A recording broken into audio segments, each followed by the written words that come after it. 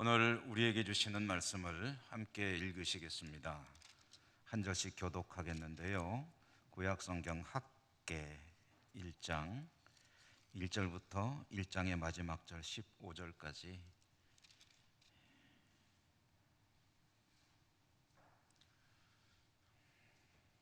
한 절씩 읽습니다. 다리오 왕 제2년 여섯째 달 곧 그 달 초하루에 여호와의 말씀이 선지자 학개로 말미암아 스알디엘의 아들 유다 총독 스룹바벨과 여호사닥의 아들 대제사장 여호수아에게 임하니라. 이르시되 만군의 여호와가 이같이 말하여 이르노라. 이 백성이 말하기를 여호와의 전을 건축할 시기가 이르지 아니하였다 하느니라. 여호와의 말씀이 선지자 학개에게 임하여 이르시되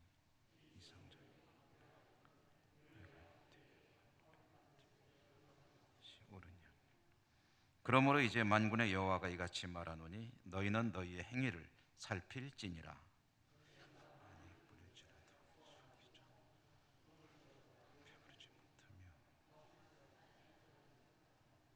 입어도 따뜻하지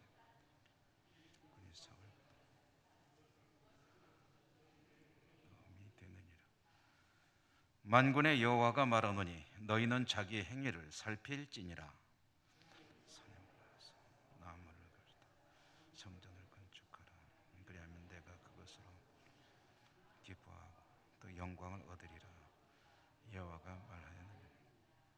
너희가 많은 것을 바랐으나 도리어 적었고 너희가 그것을 집으로 가져갔으나 내가 불어버렸느니라. 나 만군의 여호와가 말하노라. 이것이 무슨 까닭이냐? 내 집은 황폐하였으되 너희는 각각 자기의 집을 짓기 위하여 빨랐음이라. 땅은 산물을 내가 이 땅과 산과 곡물과 새 포도주와 기름과 땅의 모든 소산과 사람과 가축과 손으로 수고하는 모든 일에 한재를 들게 하였느니라.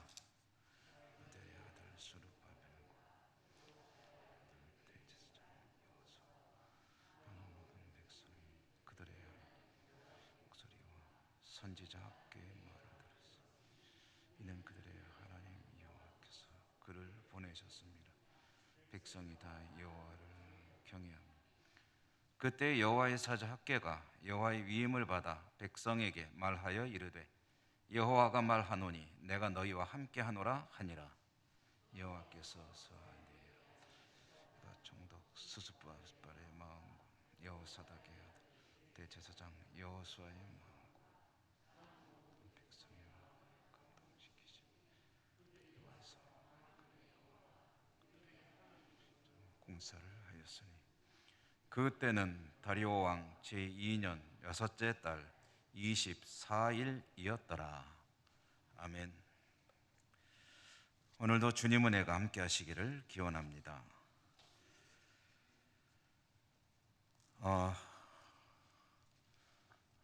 수요 예배가 점점 조촐해지는 것 같습니다. 또 많은 분들이 예배당에 오고 싶어도 오기 어려운 그런 상황들을 맞이하고 또 조짐이 좀 이상하니까 조심 차원에서 내가 오늘은 영상으로 예배를 드리겠다는 분들도 계시고 수요 예배도 이렇게 참 어려운 상황이고 뭐 주일 예배도 마찬가지고 상황이 이제는 뭔가 피크를 향해서 정말로 가고 있구나. 먼동이 트기 전에 새벽이 제일 어둡다고 그러죠. 가장 어두움이 짙은 그런 상황 속으로 점점 가고 있다 하는 느낌이 듭니다.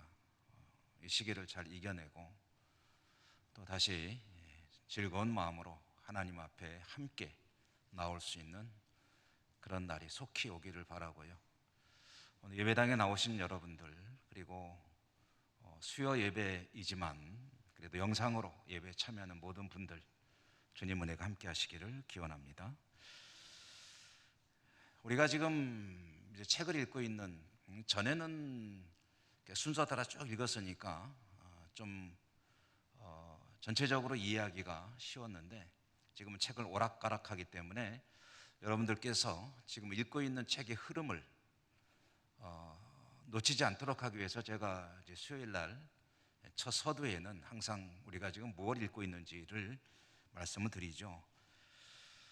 우리가 지금 읽고 있는 책의 이 순서는 가나안 땅에 하나님의 나라, 이스라엘 백성들을 통해서 하나님께서 하나님의 왕국을 세우시고 그 나라의 역사를 따라가는데 나라가 망했죠. 그래서 나라가 망하기 전에는 왕들의 역사를 따라 쭉 읽으면 되었는데 나라가 망한 후에는 그 역사의 흐름을 따라 읽을 수가 없습니다.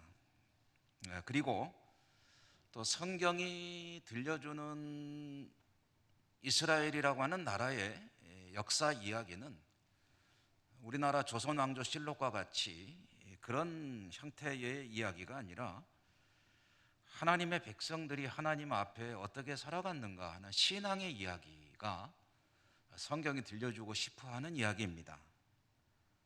주로 성전을 중심으로 하나님 백성들이 하나님을 어떻게 믿고 섬기며 살았는가, 그들이 성전을 바르게 섬기며 하나님께 나아갔는가, 아니면 다른 곳에 엉뚱한 데 가서 그들의 신앙을 찾고 있었는가, 이런 이야기를 중심으로 이제 하나님 백성들의 이야기가 전개가 되었고요. 나라가 망한 뒤에는 이제 성전을 재건하는 스토리를 중심으로 이야기가 펼쳐지고 있습니다. 남왕국 유다가 망했죠. 망하고 망할 때에 성전이 처참하게 아주 초토화되다시피 무너져 버렸습니다. 물론 도성도 무너졌죠. 바벨론에 많은 이들이 끌려갔습니다. 그렇게 끌려간 지 약 70년, 정확히 70년은 아닙니다. 예레미야 선지자를 통해서 70년이 지나면은 이 백성을 돌아오게 하겠다라고 하나님 말씀하셨는데 정확히 70년은 아니고 포로로 잡혀가기 시작한 지 한 68년쯤 되었을 때, 그때 고레스라고 하는 사람이 중동의 지배자가 되고 그의 칙령으로 법을 제정한 거죠. 그리고 공포했죠. 그래서 이스라엘 백성들은 고향으로 돌아올 수 있게 되었습니다. 다 돌아온 것은 아니고 그 중에 일부가 돌아왔는데 돌아온 숫자도 성경에 이곳저곳에 조금씩 차이가 납니다. 그래서 약 한 4만여 명 정도로 본다면 그렇게 크게 틀리진 않을 것이다 하고 알 수가 있겠는데요. 돌아온 귀환 백성들, 귀환입니다. 귀한이 아니고 귀환 백성들은 먼저 돌아와서 자신들이 살아갈 이제 집도 지어야죠. 그리고 농사를 짓는 이들은 농토도 일궈야 되죠. 삶의 터전을 가꾸기 위해서 먼저 일을 했고요. 그리고 그 이듬해 돌아오고 나서 만 1년이 지난 이듬해에 그들이 성전 재건에 착수하게 되었습니다. 그러나 돌아온 이듬해에 시작된 성전 재건의 역사가 방해하는 이들이 있어가지고 중단이 되게 되었습니다. 공사가 중단되었는데 중단 기간은 약 한 16년 정도 지속이 됐습니다.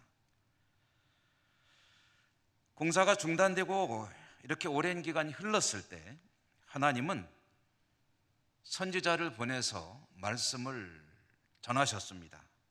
그때 활동한 선지자가 바로 이 학개와 스가랴라고 하는 선지자라는 것을 지난 수요일 에스라를 읽으면서 우리가 보았죠. 말씀도 드렸고요. 그래서 학개와 스가랴라고 하는 사람이 이제 성전 재건이 중단됐을 때 활동을 하기 시작했다라고 말씀을 드렸기 때문에 오늘은 그 학개 그리고 또 스가랴라고 하는 사람이 하나님의 말씀을 어떻게 받아서 선포했는지 하는 이야기를 보려고 하는데요. 우선 오늘하고 다음 수요일에는 학개라고 하는 책이 전체가 2장으로 된 짧은 책이거든요. 그래서 학개 이야기를 2주에 걸쳐서 한번 쭉 읽어보고 그 뜻을 새겨보고, 또 스가랴 이야기는 굉장히 좀 깁니다만은 성전 재건과 관련되는 부분만 발췌해서 한두 차례 좀 읽어보고 그 다음에 다시 성전을 재건하고 귀한 백성들이 어떻게 살아가는지 하는 이야기들을 또 에스라를 중심으로 따라가 보려고 합니다. 오늘 우리가 이제 학계 1장을 읽었죠. 이 학계라고 하는 예언서, 선지서 그 시작되는 1장 1절에 보면 학계 예언자, 학계 선지자가 말씀을 전하는 시기 그리고 말씀을 전하는 대상에 대해서 아주 명확하게 밝히면서 시작하고 있음을 볼 수 있습니다. 학계가 예언 활동을 시작한 시기가 다리오 왕 제2년 여섯째 달 그달 초하루라고 했는데 이것은 환산이 가능합니다. 언제냐면은 주전 520년 8월 달이라고 알려지고 있습니다. 아마 세계 역사하고 이 내용하고를 매칭을 시켜서 날짜를 찾아본 것 같아요. 주전 520년 8월 달에 이 학계가 예언 활동을 시작했다. 그러면 이 주전 520년이 어떤 의미가 지내냐면은 성전을 재건하겠다고 착수한 지 16년이 지난 해입니다. 그러니까 16년 동안 성전을 재건했다고 첫 삽을 뜨고 조금 진행하다가 방해하니까 스톱했는데 스톱하고 16년째 그 현장에 방치가 되고 있었다라는 이야기죠. 그리고 16년 만에 하나님께서 선지자를 통해서 이 성전 재건에 관한 말씀을 전하시게 되었다라는 그런 이야기입니다. 그리고 이 학계가 이제 말씀을 전한 사람이 두 사람의 이름이 거명이 되고 있습니다. 이 두 사람이 누구냐면 유다 총독 스룹바벨과 대제사장 여호수아다라고 되어 있죠. 이 스룹바벨과 여호수아는 귀환 백성들이 돌아올 때부터 지도자였던 사람들입니다. 이 스룹바벨이라고 하는 사람은 왕족입니다. 다윗 혈통의 왕가의 후손 스룹바벨. 그리고 여호수아는 대제사장 가문의 후손이었습니다. 그러니까 돌아온 사람들을 실질적으로 이끌고 있는 지도자가 누구냐면 왕족의 후예인 정치 지도자, 그리고 대제사장의 후예인 종교 지도자, 신앙의 지도자, 이 두 기둥이 되는 이 두 사람이 귀환한 4만여 명의 백성들과 또 이미 유대 땅에 남아있던, 예루살렘에 남아있던 사람들까지 전체를 이끌고 가는 그런 지도자 역할을 하고 있었다라는 것을 알 수가 있죠. 그러므로 이 학계 선지자가 두 사람을 향해서 말씀을 했다고 하는 것은 두 사람의 지도자에게만 해당되는 말씀이 아니라 그곳에 있었던 유다 백성 전체를 향해서 하시는 말씀이었다라고 우리는 이해하면 되겠죠. 돌아온 귀한 백성들은 가장 중요한 사명이 뭐냐면 성전을 재건하는 겁니다. 성전을 재건하는 것을 위해서 고레스가 보내기도 했고요.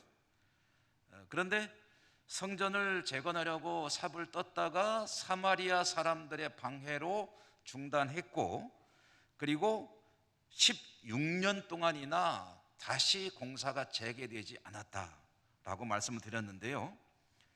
이 16년이나 되는 긴 기간 동안 공사가 재개되지 못하고 방치되고 있었던 이유가 무엇일까?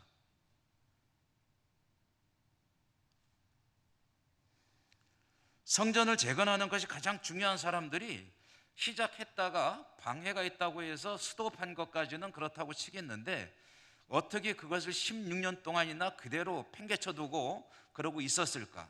왜 그랬을까? 그 이유를 좀 생각해 보면 뭐 어렵지 않죠.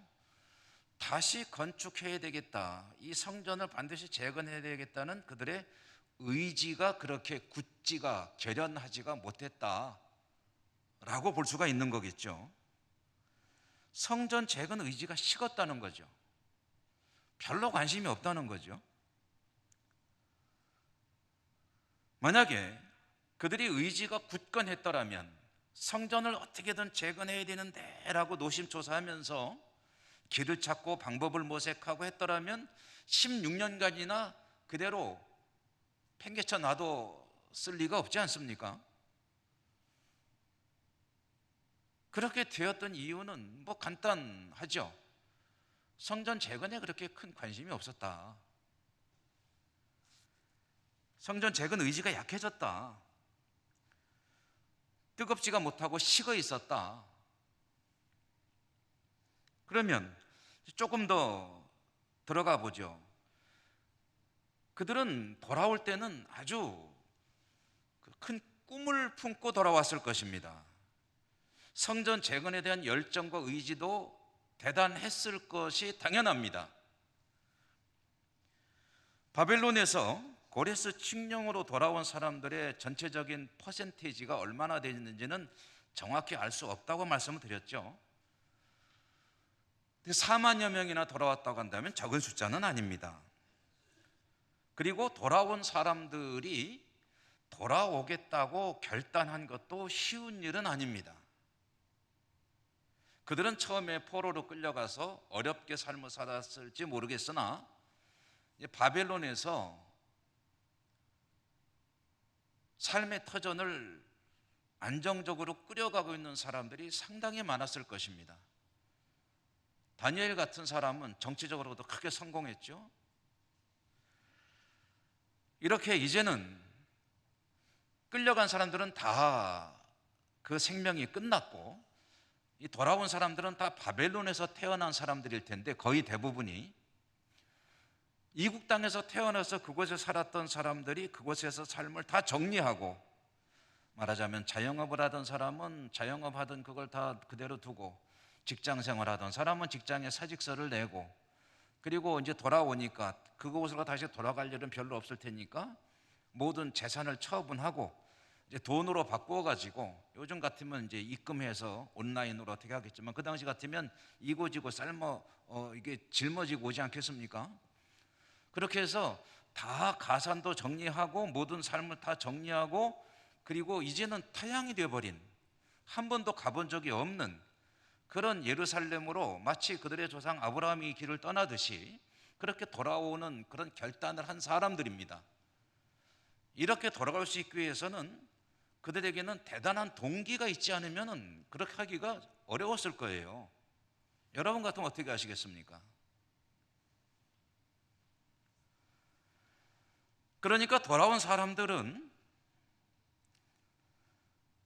나름대로 믿음이 있고, 그리고 하나님의 역사에 대한 신앙, 신뢰가 있고, 그리고 하나님의 나라를 다시 세운다는 성전 재건에 대한 희망과 꿈과 포부를 가지고 조국 재건에 대한 열망도 가지고 그들의 삶을 정리하고 돌아온, 하나님을 믿고 의지하며 돌아온 사람들이라는 거죠. 비교적 믿음이 견고한 이들이 돌아왔을 것입니다. 게다가 그들은 70년이 지나면 다시 돌아가게 하겠다는 하나님의 말씀을 기억하는 사람들이었을 확률이 높습니다.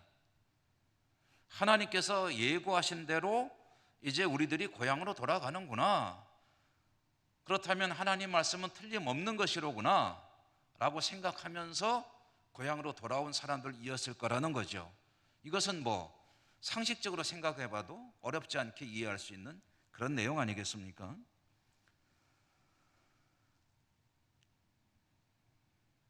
그런데 그렇게 꿈과 희망을 안고 포부를 가지고 또 하나님의 역사를 기대하며 고향으로 돌아와서 고향에서 살게 되었을 때 그들의 믿음은 조금씩 흔들리기 시작했습니다.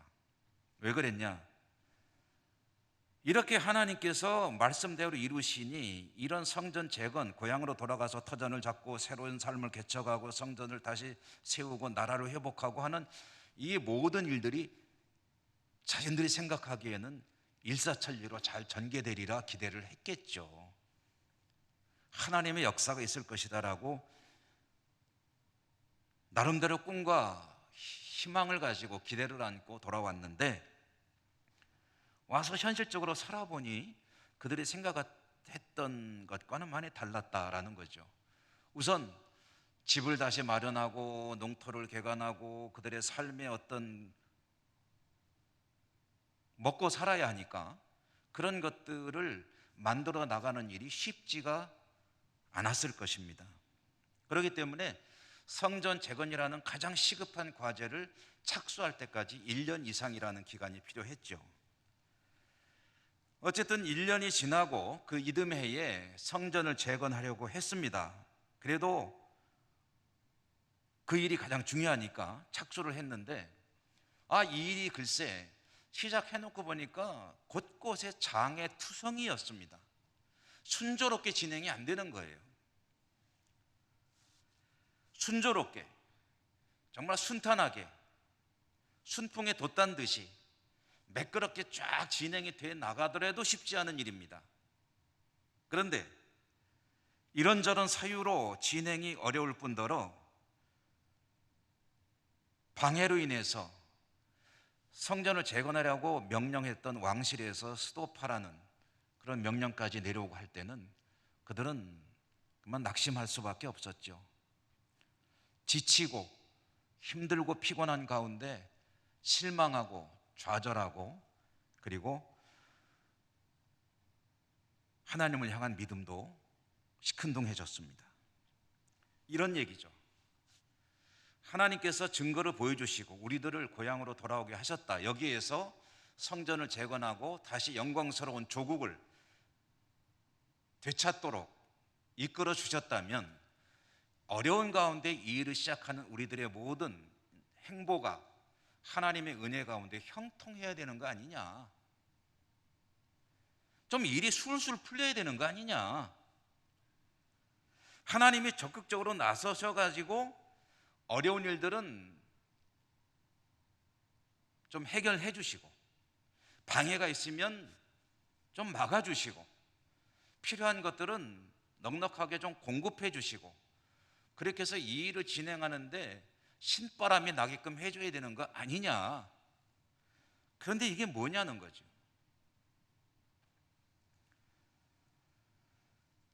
하나님께서 일마다 때마다 도우시고 모든 것이 정말 하나님의 예배 시간 가운데 순조롭게 진행이 되는 것을 볼 수 있다면 일하는 게 얼마나 재미있겠느냐.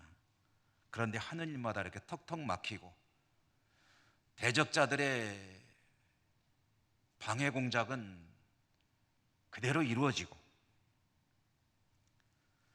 우리 삶도 지탱하는 것이 쉽지가 않고 회의가 들고 그러던 중에 한 번 삽을 내려놓으니 다시 잡기가 쉽지가 않습니다. 하루 이틀이 지나고 한 달 두 달이 지나고 한 해 두 해가 지나고 세월이 흘러가고 세월이 흘러가니 열정도 식어가고 믿음은 점점 옅어져 가고 왠지 이 모든 일이 부질없는 것 같고 하루하루 자신의 생활에 집중하다 보니 성전 재건이라는 지상 목표는 어느새 그들의 삶 속에서 희미한 그런 기억이 되어버리고 그들은 자신도 모르게 타협을 하고 있었죠. 우리가 뭐 하기 싫어서 안 하나? 못하게 하는 걸 어떻게 해? 다시 하게 되면은 뭐 그때 하지 뭐 라고 하면서 그들은 자신들과 타협을 하고 스스로 입장을 합리화하면서 그러면서 성전 재건에 삽을 던져버리고 16년간을 그렇게 지낸 것입니다.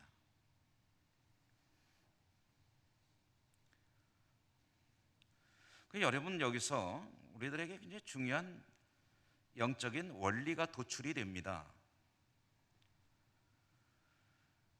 이것은 하나님께서 명하신 일이었습니다. 하나님께서 바라시는 일이고 하나님께서 기대하시는 일입니다. 그리고 가장 중요한 문제는 하나님께서 해결해 주셨습니다.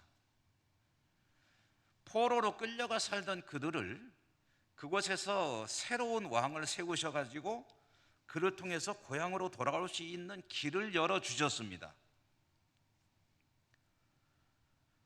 그리고 성전을 재건하도록 명하셨습니다.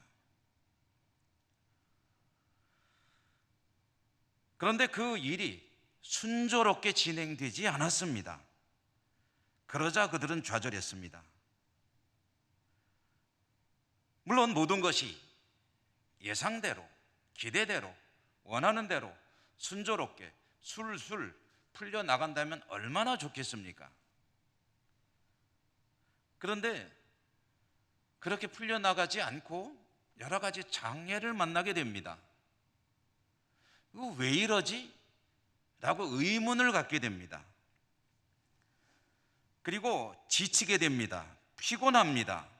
사는 것도 쉽지 않은데 하나님의 일을 하려고 한다면 하나님이 좀 순조롭게 진행을 시켜주셔야 되는 거 아니냐라는 의문만 자꾸 뭉게구름 피어나듯이 끊임없이 피어오릅니다.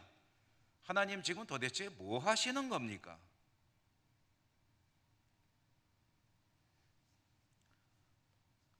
어려움과 고난이 중첩됩니다. 자, 여러분, 여기에서 이제 믿음의 길이 무엇인가라는 것을 우리는 들여다볼 수가 있게 됩니다. 다시 한번 짚어볼까요? 그들이 할 수 없는 것을 하나님께서 해주셨습니다. 뭐죠? 바벨론에서 고향으로 돌아올 수 있는 그런 길을 열어놓으시는 거죠. 바벨론을 떠나서 조국으로 돌아온다는 건 사실은 언감생심, 꿈도 못 꿀 일입니다. 그런데 기가 막히게 그 일이 벌어지고 나니까 별거 아닌 것 같았지만 생각만 해도 기가 막힌 일입니다. 왕이 니들 다 돌아가서 니들 신을 섬기는 신전을 지어라 라는 명령을 한다는 것은 있을 수가 없는 일이죠. 근데 실제로 그 일이 벌어졌습니다. 하나님께서 하신 일이죠. 하나님께서 가장 근본적인 문제를 해결해 주셨습니다. 그리고 과제를 그들에게 부여하셨습니다. 이제 그 이후의 일은 그들이 해야 됩니다. 어려워도 해야 됩니다. 아무리 어려워도 하나님께 기도하며 어떻게든 최선을 다해 길을 찾고 모색하면서 고난의 길에 할지라도 그거 팽개쳐 두면 안 됩니다. 가야 돼요. 어떻게든 이 성전 재건의 역사를 감당해 나가야 됩니다. 이것이 영적인 원리예요. 우리는 우리를 구원할 수 없습니다. 아무런 능력이 없어요. 그럴 생각도 없습니다. 그런데 죄인의 자리를 벗어날 수 있는 길을 하나님께서 자신을 십자가에 못 박으심으로 길을 열어 놓으셨습니다. 이제는 그 뒤에는 믿음의 길을 걸어가는 것은 각자의 몫이에요. 때를 따라 도움을 주십니다. 은혜를 주십니다. 구체적으로 필요한 것들을 채워주십니다. 그렇지만 가만히 있는데 데려다가 구원이 완성되는 자리에 갖다 던져주시지는 않습니다. 그 다음부터 믿음의 길을 걸어가는 것은 각자에게 주어진 그 이후에, 그래서 그것을 뭐라고 그러죠? 성화라고 합니다. 거룩에 이르는 길. 하나님의 백성답게 살며 구원의 완성을 바라보며 하루하루의 삶을 주님과 동행하며 제자로서 살기 위해서 자기를 부인하고 자기가 져야 될 십자가를 지고 그 뒤를 따라가는 삶을 살도록 주님이 명령하십니다. 그것은 좁은 분이에요. 좁은 길입니다. 대부분의 사람들은 편하고 넓은 길을 찾아가요. 넓은 문으로 들어갑니다. 그러나 하나님께서 그곳에서 끄집어내셔서 구원의 완성을 해서 가도록 길을 열어주신 하나님 백성들, 그들은 힘들어도 그 길을 가야 합니다. 마치 이스라엘 백성들이 애굽을 벗어나서 광야를 지나 가나안으로 가는 것은 자신들의 발로 걸어가야 하듯이 비행기로 단체로 실어서 가나안 땅에 떨어뜨리지 않으십니다. 기차로 태워서 편안하게 잠자고 일어나면 그곳에서 깨어나도록 하지 않으십니다. 40년이라는 어마어마한 기간을 자신들의 발로 걸어서 그곳으로 가야 합니다. 인도는 하나님이 하십니다. 구름 기둥으로, 불 기둥으로. 그리고 먹을 것도 주십니다. 옷도 주십니다. 신발도 주십니다. 물도 주십니다. 그러나 가는 것은 내일입니다.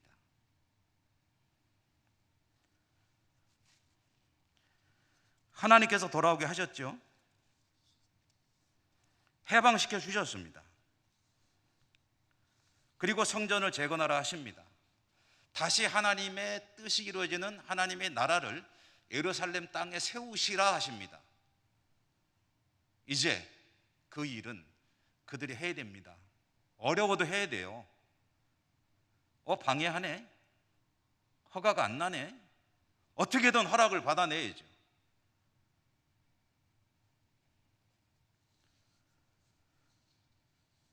귀한 백성들은 장애를 만나게 됐을 때 타협했습니다. 중단했습니다. 재개할 동력을 상실해 버렸습니다. 그때 하나님께서 선지자를 보내신 거예요. 학개. 오늘 우리가 읽은 말씀의 2절에 보면 만군의 여호와가 이같이 말하여 이르노라. 이 백성이 말하기를 여호와의 전을 건축할 시기가 이르지 아니하였다 하느니라. 이것은 하나님께서 선지자를 통해 하신 말씀입니다. 이 백성들이 말하기를 하나님의 전을 재건할 때가 아니라고 말한다는 거예요. 16년 지났는데 재건할 의사가 없다는 거죠. 길을 찾고 싶은 마음이 없다는 거죠. 막혀 있으니까 그만두자는 거죠.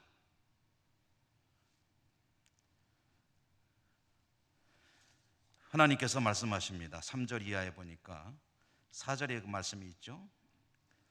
이 성전이 황폐하였거늘 너희가 이때에 판벽한 집에 거주하는 것이 옳으냐. 성전은 저렇게 무너져가지고 폐허가 되어 있는데 너희들의 이 판벽한 집이라는 말은 구조가 제대로 갖춰진 집이라는 뜻입니다. 지붕이 있는 집이라는 의미도 되고요.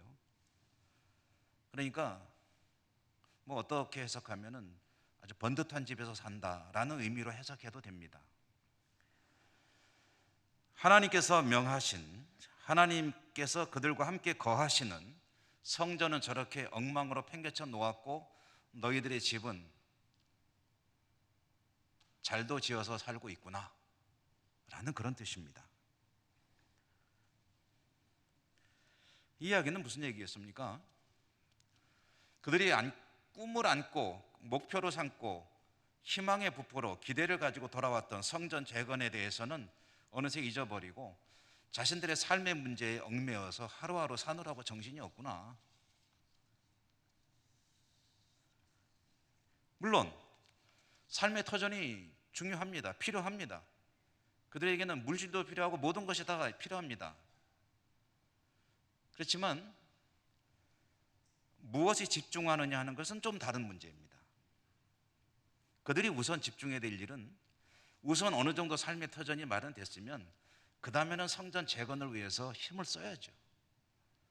성전 재건은 관심이 없고 어떻게 하면은 요즘 말로 한다면 좀 더 넓은 집으로 좀 더 많은 삶의 여유를 가지고 살 수 있을까에 온 정신이 팔려 있다는 거죠.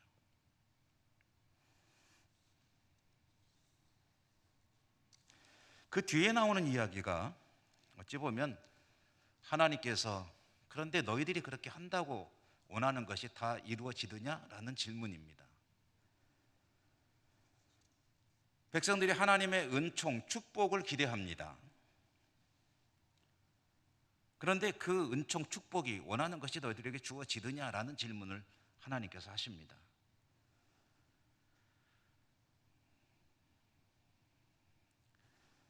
백성들은 하나님의 축복을 고대하죠.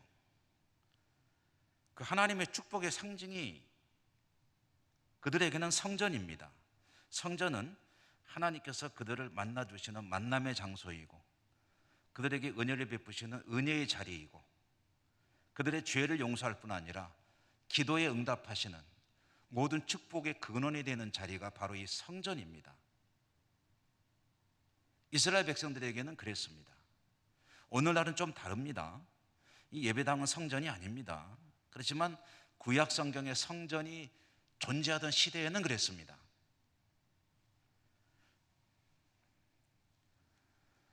그렇다면 그들이 하나님의 은혜와 은총과 축복을 고대한다면 집중해야 될 일이 무엇인지가 자명해집니다. 은혜와 은총과 축복은 원하는데 하나님과의 만남의 자리를 마련하는 일에는 관심이 없는 거예요. 하나님께서 그들을 만나시고 그들을 통하여 기쁨을 얻으시고 영광을 거두시고 즐거운 마음으로 그들의 삶에 축복을 하셔야 그들이 원하는 복이 임하는 것이 아니겠습니까? 그런데 축복은 받고 싶은데 그 받는 자리, 은혜의 통로를 향해서 나가는 일에는 관심이 없는 거예요.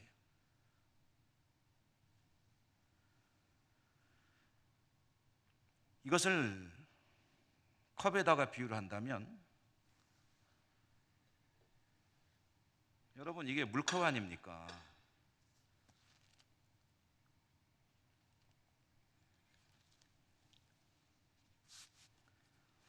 이 물컵에 물을 받아서 마시려면은 물이 나오는 수도꼭지에다가 이렇게 가서 대야죠. 제가 이제 이거 뒤집으면 안 되기 때문에 뒤집지는 않겠습니다. 그런데 물이 필요한데 이 잔을 똑바로 들고 가서 받아야 되는데 거꾸로 들고서 물을 받으면 그거 어떻게 되겠습니까? 내가 필요한 물을 받을 수가 있겠습니까? 그냥 다 사방으로 흩어져 버리는 거죠. 물은 필요한데 컵은 거꾸로 들고 있어가지고 어떻게 물을 받겠느냐는 거죠.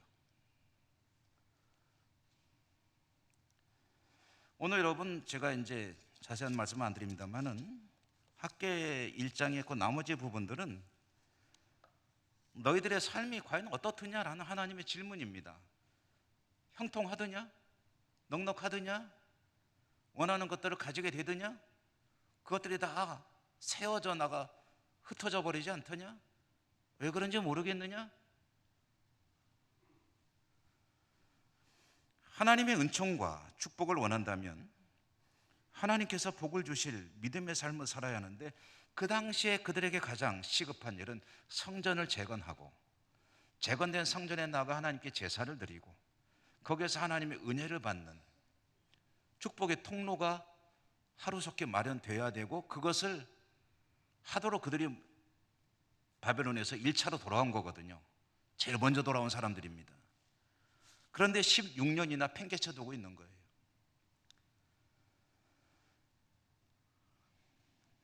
학계 선지자를 통해서 하나님께서 오늘 5절에 보면 5절이 아니군요. 몇 절입니까? 8절이군요. 뭐라고 하고 있습니까? 너희는 산에 올라가서 나무를 가져다가 성전을 건축하라. 산에 올라가라. 나무를 베어와라. 성전을 건축해라. 그 다음에 어떤 문제가 발생할지 모르죠. 하나님께서 하시는 일을 위해서 내가 주는 최선을 다할 때 막혀있는 길들은 그때 하나님이 하나하나 제거해 주십니다. 가만히 앉아서 그거 다 제거해 주면 우리가 성전 재건 할게요. 이게 아닙니다. 지난 주일에 강사로 오신 목사님 그 말씀도 하셨죠. 요단강에 들어가라. 물을 갈라놓으면 들어가겠습니다가 아니죠. 들어가라면 들어가는 거죠. 발을 디디고 물에 발이 잠길 때에 물이 갈라지게 되더라. 산에 올라가 나무를 베어다 성전을 지어라. 지금 그건 할 수 있지 않느냐. 그 다음에 명령으로 중단된 문제 어떻게 해결할지 기도하고 최선을 다해봐라. 어떻게 해결되는지 보라는 거죠. 하나님께서 어떻게 일하시는지를 보기를 원하느냐? 그렇다면 하나님의 뜻을 위해서 내가 할 수 있는 건 하라는 거예요. 그러면 하나님께서 생각지도 않던 일들을 일어나게 하신다.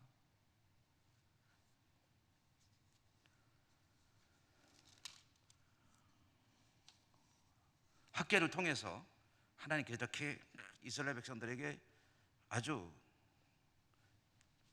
강력하게 선포를 하십니다. 이 학계 선지자는 상당히 노인이었을 것으로 봅니다. 고령의 노 선지자.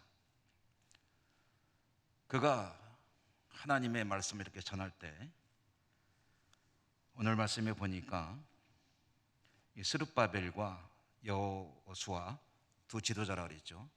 이 두 사람과 백성들이 다시 이제 자신들을 돌아보고 이 일에 대해서 생각을 해보고 그리고 성전을 재건합시다 라고 다시 결의를 하게 됩니다. 결의를 한 날짜까지 나왔죠. 15절에 보면 제2년 여섯째 달 24일이었더라. 그러니까 학계 선지자가 말씀을 처음으로 선포한 것이 여섯째 달 초하루, 여섯째 달 초하루에 말씀을 선포했고, 그리고 24일에 그들이 재건하기로 결정을 했으니까 며칠 걸린 겁니까? 쉽게 말씀드려서 8월 1일 날 말씀을 전했더니 8월 24일 날 다시 집시다 하고 결의를 한 거예요. 그럼 며칠 걸렸습니까? 23일? 24-1 하면은 23일 만에 결정을 한 거죠. 빠른 걸까요? 늦은 걸까요? 빠르다면 빠르고 늦다면 늦겠죠. 16년 동안이나 가만히 있었는데 그거 생각하면 빠른 거고, 그거 뭐 결정하는데 그렇게 깨달았으면 빨리빨리 하지라고 생각하면 늦은 거고, 그렇죠. 하나님의 말씀을 듣고 깨달았다면 하루라도, 한시라도, 1분 1초라도 빠른 결단과 또 행동으로 옮기는 믿음이 복된 믿음일 줄로 믿습니다. 여러분, 하나님께서 제가 자주 드리는 말씀이죠. 어려운 거는 다 하셨어요. 어렵다기보다는 불가능한 건 다 하셨습니다. 우리에게는 가능한 것만 하라고 하십니다. 그 가능한 것도 힘들면은 하나님께서 도와주십니다. 믿음으로 사는 일에 최선을 다하는 우리 모두가 될 수 있기를 주님 이름으로 축원합니다. 은혜로우신 하나님 감사합니다. 오늘 학계 말씀 들었습니다. 이 말씀을 통해서 이스라엘 백성들이 들어야 했던 하나님의 메시지, 저희들도 잘 새기고 저희들의 신앙에도 잘 적용하고 믿음으로 승리하는 저희 모두가 될 수 있도록 도우시고 축복해 주옵소서. 예수님 이름으로 감사하고 기도드립니다. 아멘.